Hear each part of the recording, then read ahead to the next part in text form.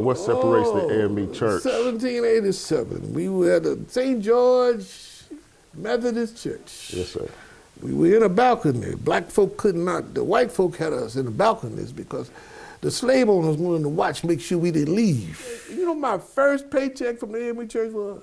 What's that? You would never believe it. I went from $90 to $3. They wrote a check for it. I said, you got to be kidding me. They bought a blacksmith shop. The first piece of property was owned by black folk was the AME church property, a blacksmith shop. First piece of property owned in the United States of America was owned by the AME church.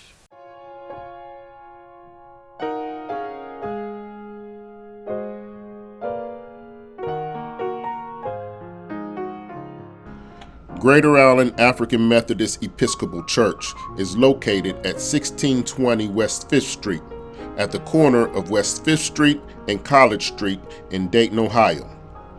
Greater Allen is near and dear to me, as it is where I was baptized and gave my life to God, where both my sister and brother were married, where my wedding reception was, where my son was baptized, and where my mother and father worshiped and served for 50 years.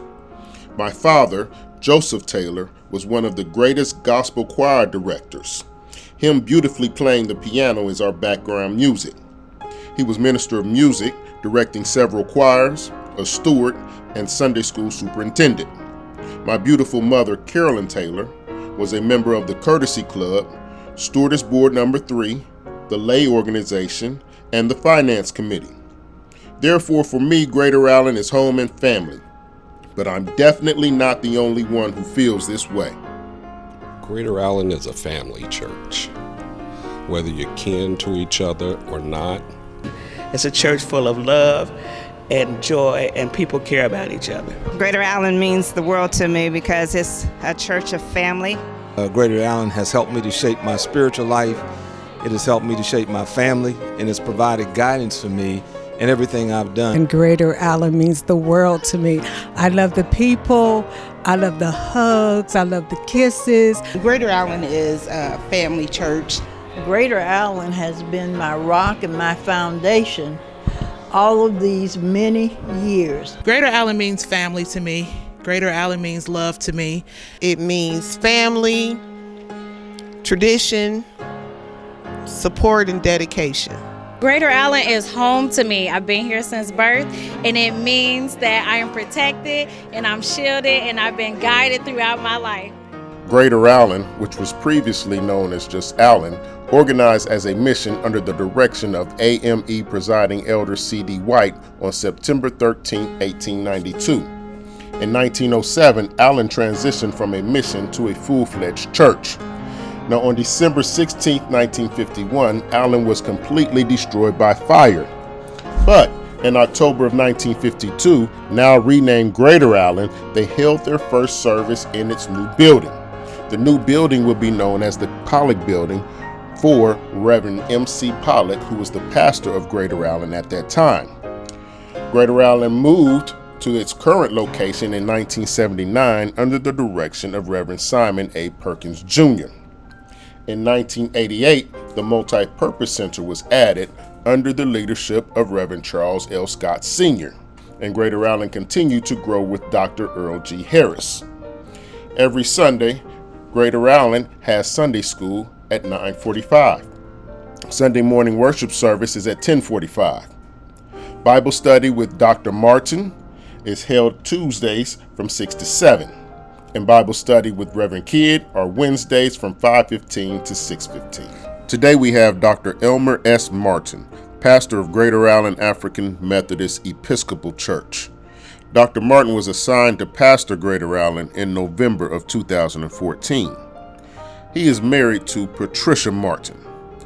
Dr. Martin was gracious enough to have us as we discuss a variety of topics, including Greater Allen, the African Methodist Episcopal Church, and his journey as an AME minister. But first, I asked a couple of members what it meant to be an AME. Really, AME Church is my church home, and it plants me within the very foundation of the African American church fellowship and worship experience? Well, I just like the rituals, and the AME church at the time was more like the Catholic church. And I just liked the Catholic rituals and everything, and that was part of AME, which was different from the Baptist. So that was one of the basic things. And I do know that they believe in a lot of, the 25 articles of faith. Okay. All right. Well, tell us a little bit about the brief history of the AME Church and some of the doctrines. What separates the AME Church? 1787. We were at the St. George Methodist Church. Yes, sir. We were in a balcony. Black folk could not. The white folk had us in the balconies because the slave owners wanted to watch, make sure we didn't leave. Okay. Richard Allen and that group were in that balcony.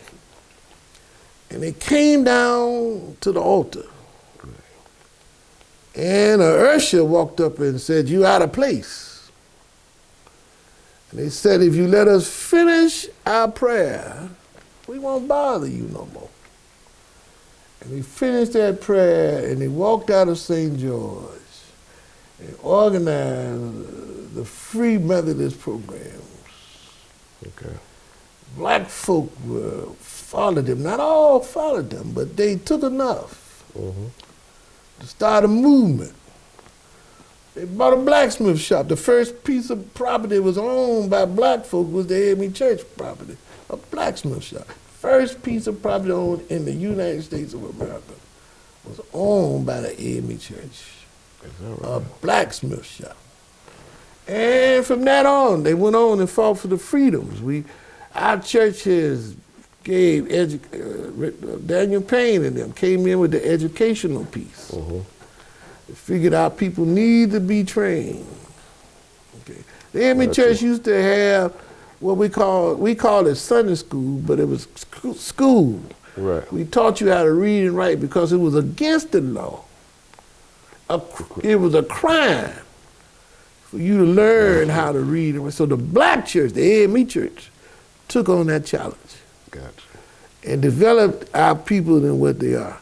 The movement of African Methodists grew to the point of 40,000 slaves and free slaves because of the fact of Richard Allen. The African represents the people of African descent who organized the church. Methodist is for the orderly system of rules and regulations used by the church, and Episcopal is the form of government under which the church operates. There are over 2.7 million members in the AME Church and over 7,000 congregations divided in 20 Episcopal districts in 39 countries on 5 continents. There are 21 bishops who operate each Episcopal district. Local pastors receive yearly appointments to minister at church with approval and final appointment by the bishop. The bishops are the chief officers of the entire AME church body, and they are elected every 4 years at General Conference. The mission of the AME church is to minister to the social, spiritual, and physical development of all people. The AME motto, God our Father, Christ our Redeemer, the Holy Spirit our Comforter, humankind our family. So when did you realize that ministry was your path? I know your father I was 16 years old. I was going in my 12th grade.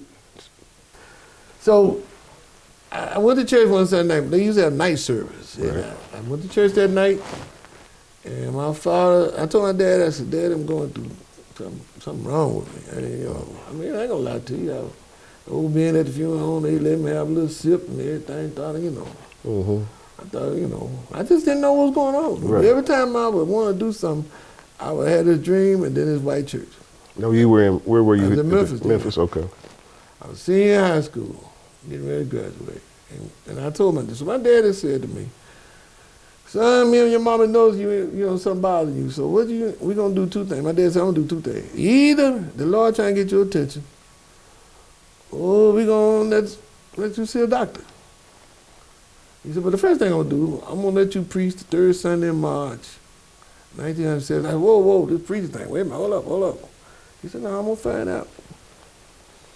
I preached that third Sunday morning at 7:30, and the craziest thing, the church was filled with most of my high school friends, because all of them said, the Lord called him. Shit, I'm going in. That's what they were saying. Right. Packed. Right. Yeah, it was packed. Yeah, everybody was saying, man, the ever could get all we go to church that day.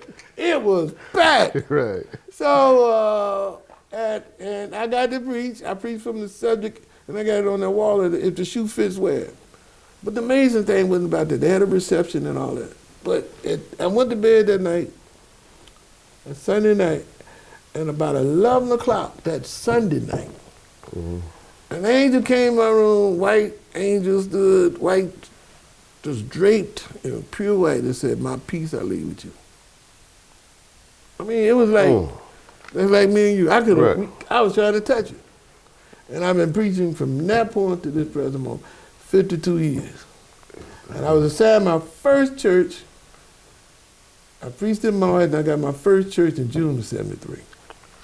They sent me to a church that had 2 members and a mule. Now, where was this? I was in Brunswick, Tennessee. Brunswick. Was that the church? Nah. Okay, that wasn't the church. Okay. So I get to this church named Palestine. That was the name of the church. And the 2 people met me at the door and said, we don't want you, you're a boy. I said, we voted against you. I said, in Methodist church, you don't vote. Well, we voted. I said, who made the motion? My wife. Who seconded? I did. I said, who carried it? We both did. I said, okay. I went back to my daddy. Thought my dad gonna say, son, I feel sorry for you. We'll take you back and talk to the bishop. He said, boy, you got a big problem. He ran back in his seat, in his office. You got such a big, big problem. Oh, boy, he finna help me now. Right. He know I got a problem. He said, I don't want you going back out there. Since Dr. Martin was restricted from preaching inside the church, he preached outside of Palestine AME and gained a large following, so much so that he would collect $90 every Sunday. Seeing the large gathering outside every week, the church permitted Dr. Martin to come inside and take over his role as a pastor. And that changed some things for him. You know my first paycheck from the AME church was? What's that? You would never believe it. I went from $90 to $3. They wrote a check for it. I said, you got to be kidding me. So I'm checking the check like this. And y'all drop some zeros and the ink ain't got wet. I said, I'm going back outside. But I stayed there, renovated the church, got it up to $75 paid, renovated. You went from 3 to 75? Yeah, renovated, put new restrooms in. And then I laid the carpet, and I didn't get to walk on the carpet because Elder Jenkins moved me on a Saturday night. Dr. Martin has made many stops in his journey as an AME pastor, as most AME pastors have. But along the way, he has continued to leave the local church in better shape than when he got there. Then they sent me to Rice Chapel. They sent me to Rice Chapel. I was still 19, didn't know a lot of terminology.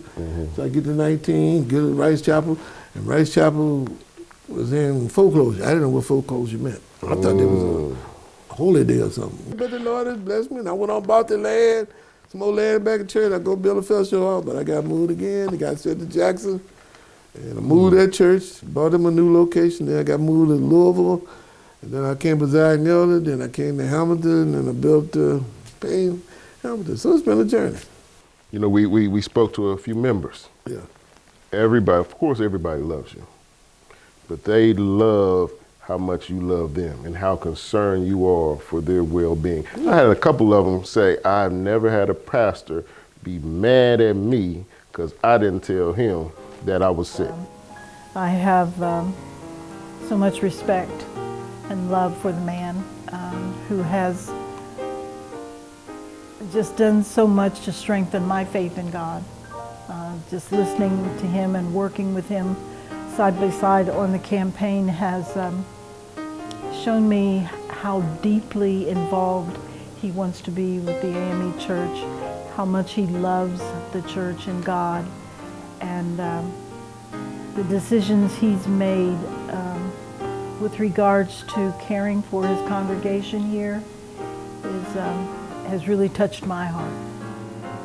Reverend Martin, I have come to realize that he is a pastor to his congregation. He is a shepherd. His concerns, the way he approached the members and make them to be approachable, as well as make sure that they report to him if there's having any problem, their sickness. He wants to know. I get upset about that. I tell people, they laugh about it. I say, if you finna die that day, and you know you finna die, you tell the Lord, hold up before you come get me. Let me call the pastor, then you can come get me. Right. You know, you gotta take care of your people. I believe take care of your people. You know, and you need to be there when your people need you the most. Sickness, death, pain in their body is the most important times you need. I've always taught him, my dad taught me, people don't need you when they're walking around okay. They need you when they're in trouble. Right. They need a pastor then. Right. Okay, they don't need you when they, I mean, they take you, but they, you know, they can. So I've always tried to be there. That's right. And I'm not a time limit pastor. Some preachers, you can't call them certain time. You can call me at 3 in the morning. You got a problem. It may not seem like a problem to me, but it be life or death to you. Greater Allen is full of people who have been members for over 20, 30, or 40 plus years. Some are even lifelong members. And I've been a member for 32 years. I'm a lifelong member here at Greater Allen AME Church. It's my home. I've been at Greater Allen for more than 36 years. I was married in this church. I'm a member of Greater Allen AME Church and have been a member for about 73.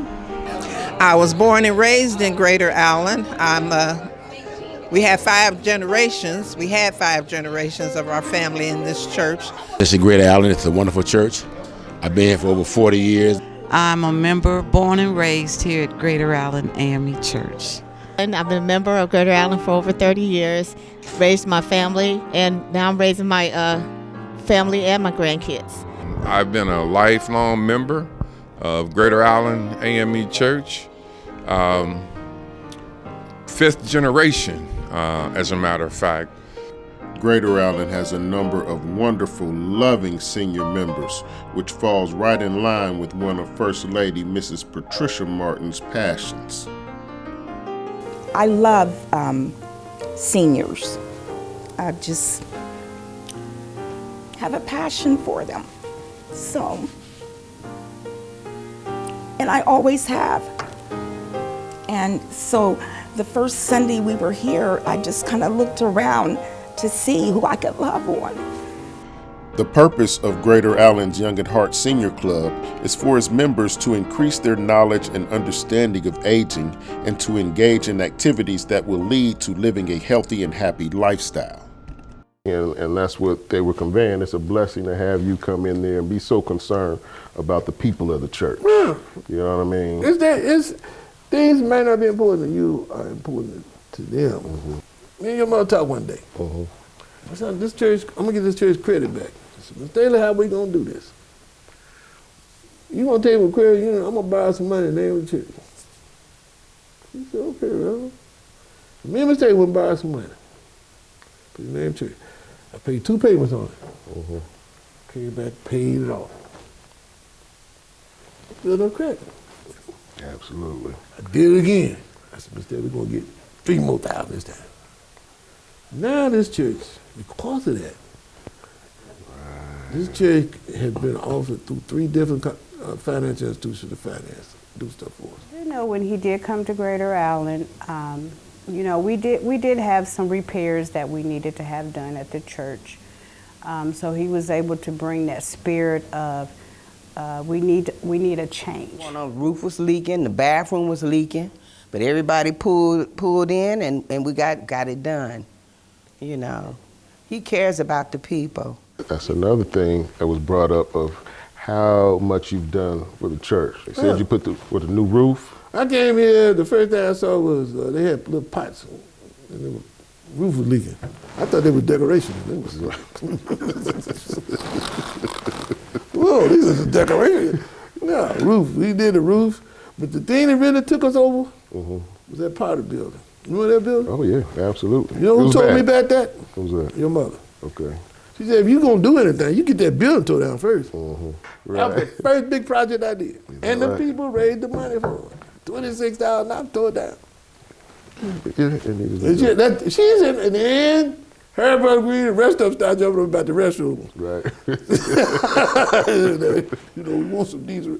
I said, okay, whatever y'all want done. Right. And they did it. These people, this is the most unique church. The people who will give. All they want is you do what is right when you say you're going to do something. What was your mission when you came here? I know it wasn't just to fix everything, but what was your mission? My mission to every church I go to, first of all, to fix them spiritually, economically, and socially. I do that for every church I go to. And that's your goal when you get in there? My goal when I walk in the door. The spiritual goal is to help them grow, spiritually, membership-wise, discipleship-wise, not membership. I don't preach membership. I believe Jesus talked about disciples. And, economically, making sure that the church is solid. Right. And socially, that people know this church exists. This church takes leadership in the issues that bother the people are facing in the community. I do that. That's my ministry, all three of them. Everywhere I've been, that's what I do. Okay. When we talk about the community, what's some of the outreach ministries? The biggest ministry we got now is the health ministry. The health ministry? Under Stephanie Norwood. Okay. That is the biggest ministry that God gave us. The mission of the health ministry is to provide medical and health information and opportunities that will promote safety and health awareness within the Greater Allen family and local community. All the churches will feed you, but they can't feed you if you're sick and can't get there. Right. So I got to get you well to get there to get the food. Dr. Martin gave thought-provoking comments on the black man and what being the head of household entails. The prison system, this America focus on putting see, the reason you got to lock you up, brother, and keep you out of church is because, first of all, I make money off of you. The system makes money off of the black man. They lock you up, they getting paid. Right. They pimping you while you in prison. Then they going to play you when you get out because they give you a fine where you can't handle it. So they know you coming back. Right. All right? The black man don't understand. And when I grew up, my wife would tell you, I don't raise saying about nothing.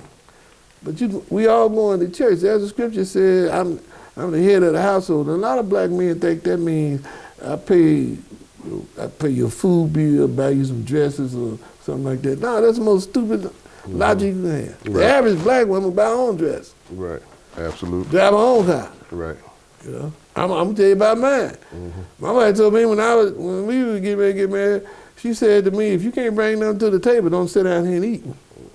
Okay, in other words, I don't need no material stuff. You can't do me no better than that. Take me somewhere. And the black man needs to learn that. So that's why I believe I tell brothers, you lead your family in the church. You're responsible for your children. Dr. Martin is running to be elected to be a bishop of the AME Church at the next General Convention. He outlined what his first initiative would be. I get elected bishop in August, and they say they assigned me to a state district. I'm just using that for example. Yes. They might say have, but whatever they say. If I'm gonna stay in the United States, my first obligation as a bishop in the AME Church, the African Methodist Episcopal Church, is to go and start telling our people, you got to vote. Don't just, I'm not even gonna go and tell them you register to vote. I'm not gonna tell you to vote, I'm gonna tell you who to vote for. Right. Because if democracy gets destroyed, yes, and the wrong people get in the White House, we have not seen the pain we gonna bear. Absolutely. Freedom of women's rights already taken. Voters registration is on being threatened. They're gonna go down a list of everything that our black schools gonna be threatened. Okay? Our job as a bishop, my job has been, I don't know about nobody else, my job is to knock on every door I can. Every time I stand in the pulpit, I'm gonna introduce Jesus and voting. We appreciate Dr. Martin for allowing us to come in and to learn about Greater Allen, the African Methodist Episcopal Church, and his journey in time as an AME pastor. Dr. Martin is doing great things at and for Greater Allen, continuing to feed the members and grow the church just as the pastors before him, which includes his immediate predecessors, Reverend Charles L. Scott Sr. and Dr. Earl G. Harris. So as you can see, Greater Allen is and always has been a church full of love. And when you walk through those doors, no matter if you are a member or a visitor, you are forever family. And there's none other. Thank you very much.